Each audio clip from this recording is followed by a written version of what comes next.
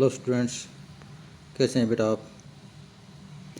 बेटा कल हमने कविता पढ़ी थी जिसका नाम था कविता के बहाने।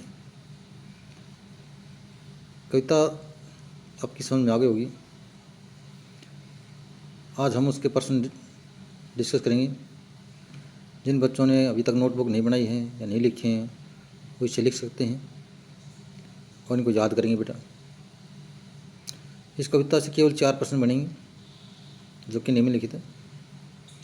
पहला प्रश्न है, इस कविता के बहाने बताएं कि सब घर एक दिन कर देने के माने क्या है।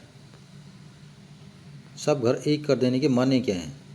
तो प्रस्तुत कविता में सब घर एक कर देने के माने हैं कि जड़ चेतन अतीत वर्तमान भविष्य को एक रूप कर देना।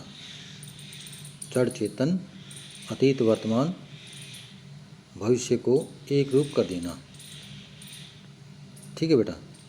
दूसरा प्रश्न हमारा, उड़ने और खिलने का कविता से क्या संबंध है? कविता के संदर्भ में उड़ने का अर्थ है भावाभिव्यक्ति और खिलने का अर्थ है प्रभाव यानी शाश्वतता। समझ गए? ये कविता के उड़ने का मतलब है कि भावाभिव्यक्ति भावों को व्यक्त कर पा रही है और खिलने का अर्थ है कि उसका प्रभाव जो कि शाश्वत रहता है, सदा बना रहता है। ठीक है बेटा। तीसरा प्रश्न हमारा, कविता और बच्चे को समांतर रखने के क्या कारण हो सकते हैं?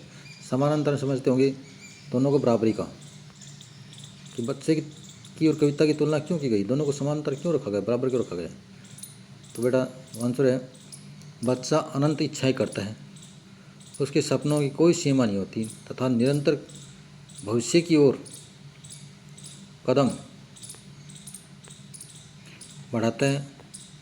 उसके खेल किसी भी बंधन को स्वीकार नहीं करते हैं। वह अपने मन से कहीं भी खेल बना सकता है, कोई भी खेल बना सकता है। कवि ने कविता की इन्हीं विशेषताओं के कारण इसे बच्चे के समांतर रखा है। कविता समय और भाषा की किसी बंधन को नहीं मानती है। उसका प्रभाव शाश्वत रहता है। कविता अमर रहती है। उसका सद संदेश सदा प्रासंगिक रहता है। ठीक है बेटा। तो हमारा लास्ट प्रश्न है, कविता के संदर्भ में बिना मुरझाए महकने के माने क्या होते हैं? बिना मुरझाए महकने के माने, तो बेटा कविता के संदर्भ में बिना मुरझाए महकने का अर्थ है कविता का प्रभाव कभी भी कम न होना।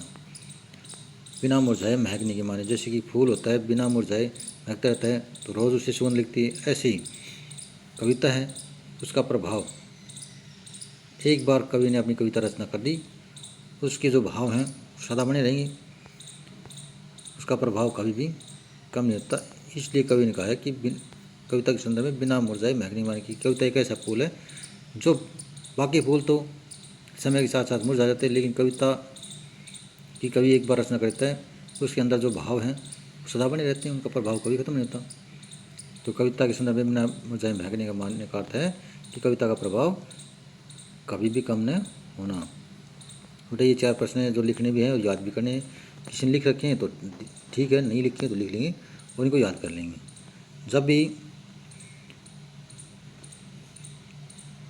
शेड्यूल होगा, जैसा भी शेड्यूल होगा उसके अकॉर्डिंग आपसे ये सुने जाएंगे, लिखवा कर देखे जाएंगे, लिखित या ऑनलाइन जैसी भी संभव होगा हम ये परीक्षा ज़रूर होगी, जांचेंगे। Thanks, have a nice day.